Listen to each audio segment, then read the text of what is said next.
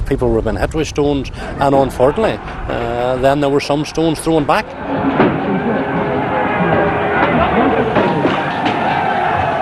Or people then started throwing stones over the head of the police at the Prentice boys. They got offside, but then the two protagonists faced each other, the young people of the Bogside and the police. And there must have been every police that they could muster in Northern Ireland there, you know.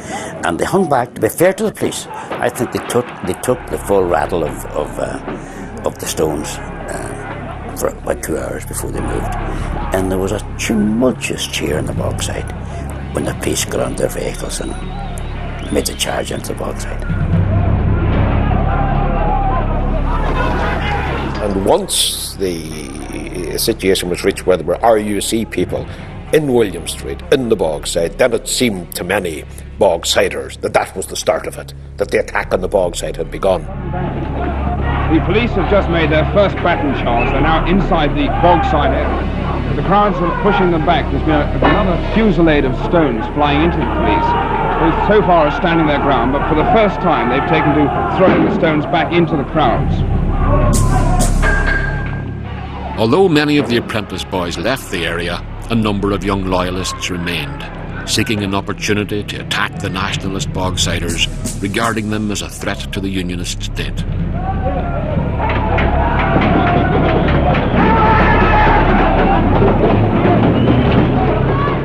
Hundreds of people were watching us, and they realised that not only was our area being invaded by the police, but they were also being invaded by a significant number of militants who were being protected by the police. The atmosphere changed almost immediately. The battle commenced and the police come round the corner, Roswell Street, Agro Corner. But this time it wasn't your usual few dozen young people.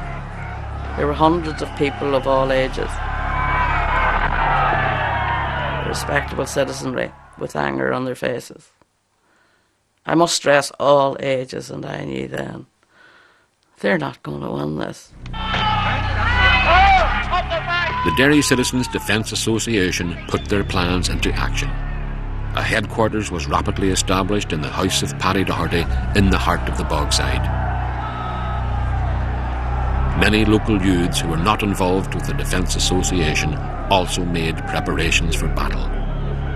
If violence was to take place, then it would be extreme and uncompromising.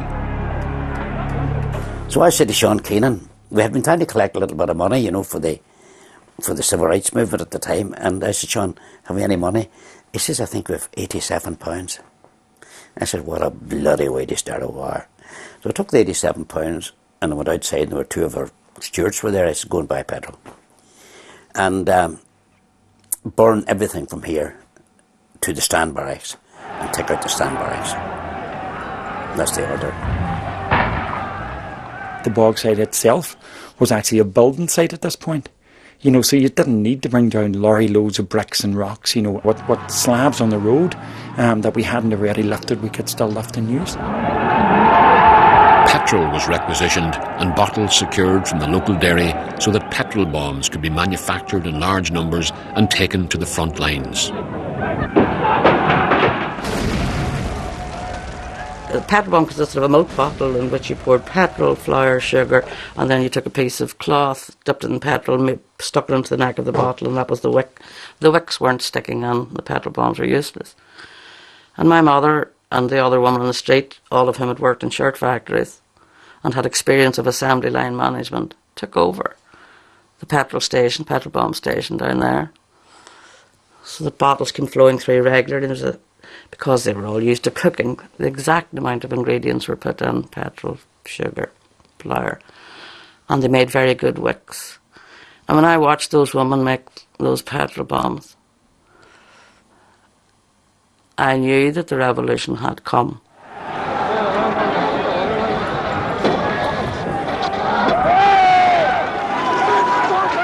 Well, they issued a few rat guns that fired rubber bullets.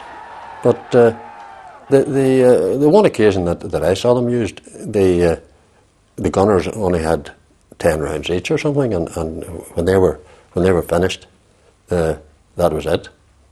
And then what you did, in fact I was ordered by superior officers to throw stones back at the rioters.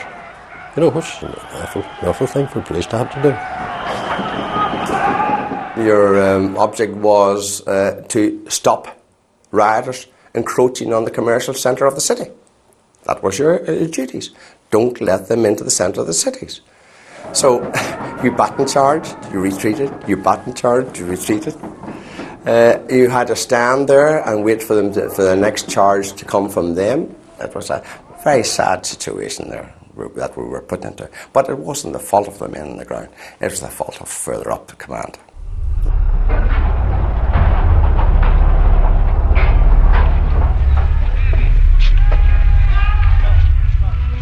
This is Londonderry. This is Londonderry on the day of the Apprentice Boys' March. The police are now a quarter of a mile inside the Bogside area. This here is Harvey Street. They've been moved in here after sustaining for some 2 hours a hail of stones from people on the Bogside side of the barricades.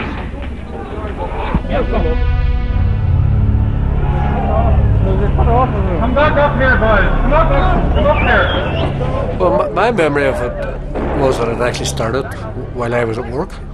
I remember going home from my work whenever the battle had effectively begun, and I'd actually walked through the ranks of policemen who were lined up on William Street, and then moved along myself to Roswell Street and observed what was happening. And I went home, changed my clothes, went back down again, and rioted like everybody else, threw stones and bottles and whatever petrol bombs were to hand.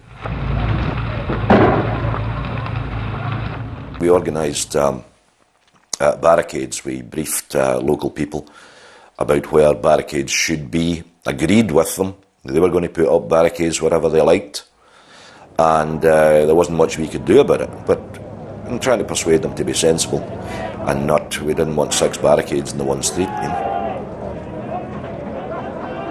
I suggested that the barricade was being built wrongly, and that it seemed to me that it would fall on the first wave of attack. That was an error of judgment on my part, because then I looked as if I knew what I was doing, and then I was surrounded by all these other young people who thought, right, she knows how to build barricades, which I really didn't, but I now had supporters.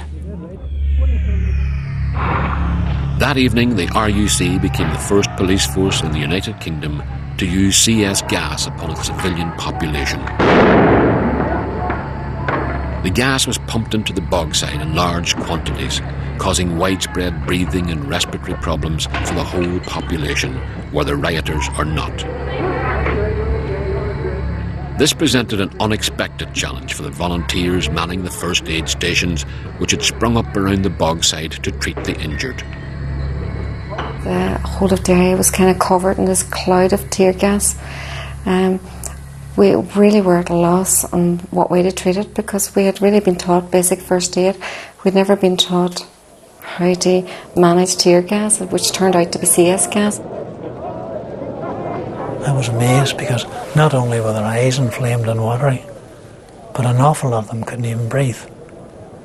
They weren't able to breathe to such an extent that several of them were carried in. I didn't know what we were dealing with at this time. And then we started getting another type of casualty. People who had actually been hit in the face with a CS gas canister. And they were very serious injuries.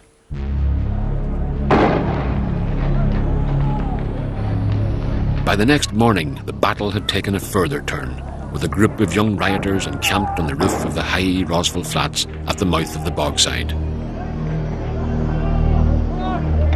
The high flats was wonderful, all the young people up there. But they needed ammunition. So you had to climb out stories with a bundle full of stones. And I was only 24. But it was hard bloody work. It was also boring. Why am I a navvy? So I decided to take my stand on top of the high flats, looking down the place, and I had a fear of heights, and I thought, this isn't really for me. And I threw one experiment